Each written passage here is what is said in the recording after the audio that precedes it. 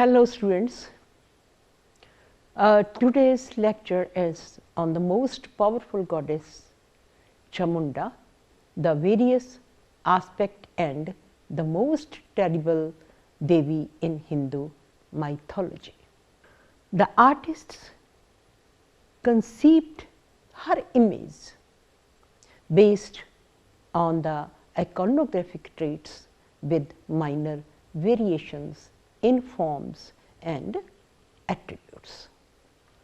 The figures of Chamunda, separate as well as in groups of matrikas, are met with in sculptural representations.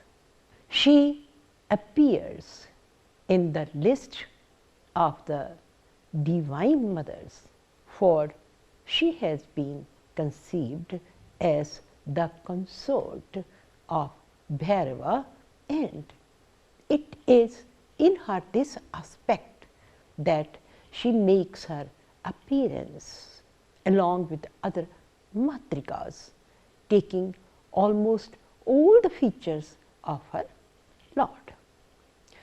An interesting relief in the Mathura Museum bearing the figures of the matrikas depicts Chamunda as having emaciated body, sunken belly and pendulous breasts, wearing a garland of skull and seated on her Preta Vahana. One of the most remarkable images of Chamunda is the colossal one from near the Mukti Mandapa, now at Jaipur. It is broken with all the four arms along with the attributes lost. The image still reveals the character of the goddess as described by the Puranas. The goddess is shown as a hideous skeleton of decrepit old women, all skin and bones without flesh. She is seated in an easy posture on a prostrate human being. She wears necklace of human skulls and ornaments of bones. Another image of Chamunda from Jaipur is in a better state of preservation.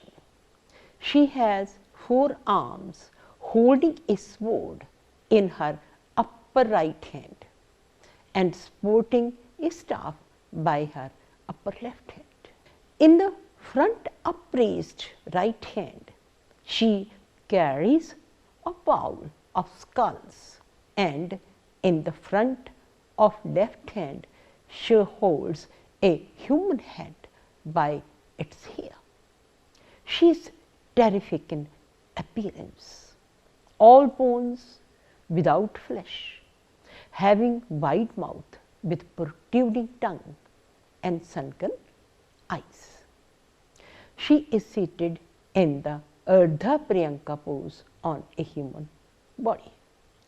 Chamunda, on the northern wall of the Parsurameshwara temple, circa 650 AD, at Bhubaneswar, carries a lily bud and a Vijay Puraka in the right hand, a long trident and a vase in the left hands. The drooping breasts, sunken belly, bones in the body and the neck are the noteworthy features of the figure. The pedestal represents an owl flanked by two tripods with the vase and flowers. On the western facade of the Brahmeshwara temple, circa 1060 AD, holds a trident and a human head and stands upon a corpse with a jackal biting at its head. Another figure of the goddess on the northern wall of the Jagamohana wears only a loin cloth and holds a human head and a kharpara. A jackal licks the blood dropping from the head, while another animal, perhaps a buffalo, looks up in between the thighs of two gods. The figures of Chamunda from Bhubaneswar fall into two categories. The first group has an owl on the pedestal, whereas the second group has a corpse eaten by jackal. The figures of Chamunda from Bardhaman, now in the collection of the Ashutosh Museum, Calcutta, is also significant. It belongs to the medieval period. She is seated on the back of a human body lying on the chest. One of the most fascinating figures of Chamunda from Bakura, now in the Allahabad Museum, is carved from plum-colored sandstone.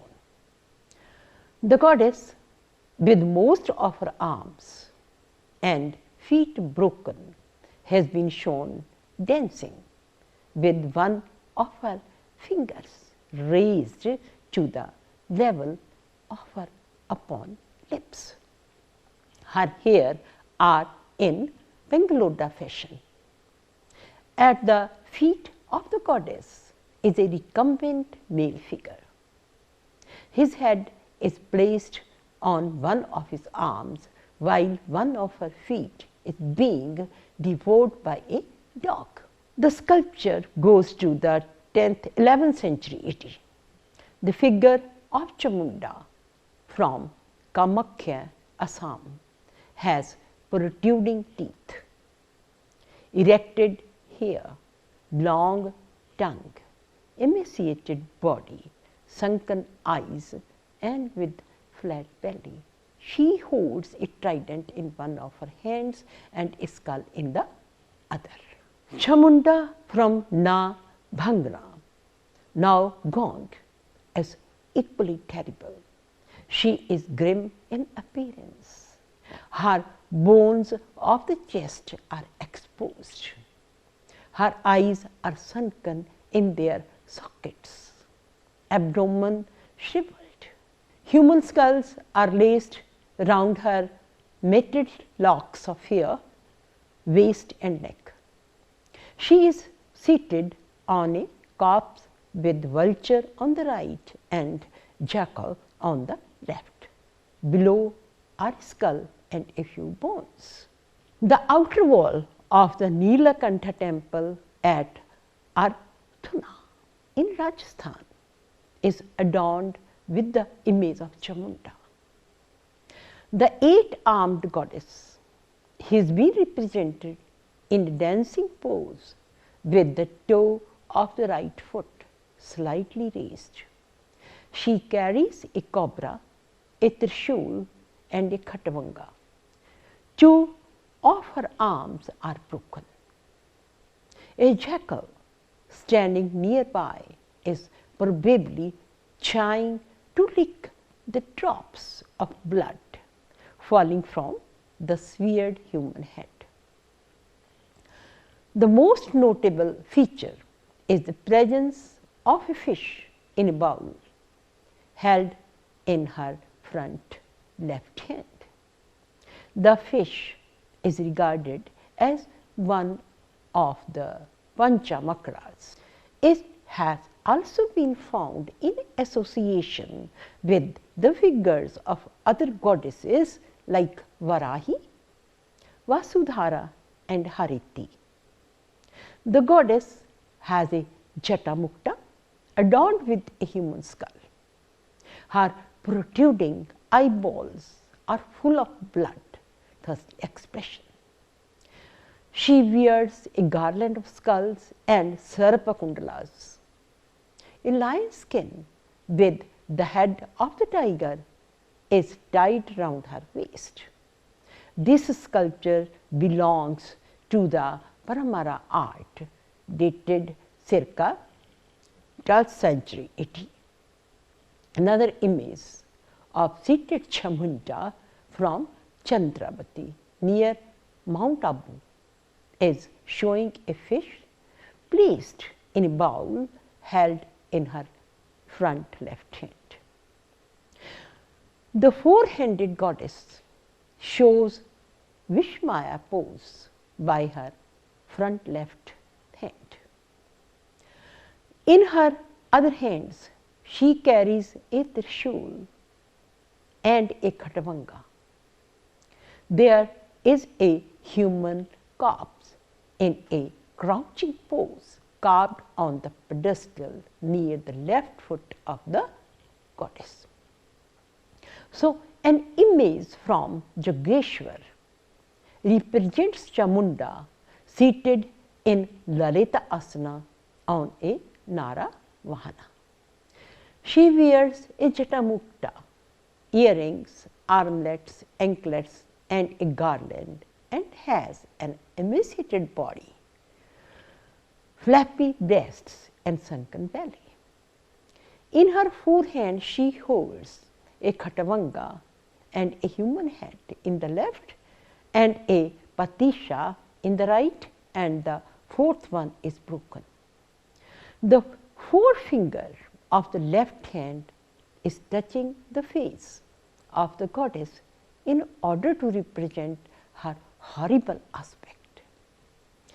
A sculpture from Gopeshwar is also four-armed and has same look of Yogeshwar image. The only difference lies in the attributes of the goddess, where she holds a bell and a damru in the back left and right hands. She catches hold of the leg of a human figure and pulls his hair tucked with the front two hands. The human figure is shown with a dagger. One more broken image of the four-armed Chamunda with a dagger in her right hand is displayed in the Bharat Kala Bhavan.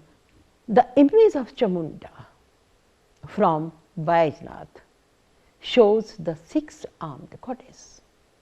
She wears a skull garland and holds a khatavanga in the front left hand, the four fingers of which is inserted into the mouth to make it more fierce. A mirror and a human head are held in the other hands. In her right hands, she holds a damru, a dagger, and a bowl. A female attendant is shown on either side.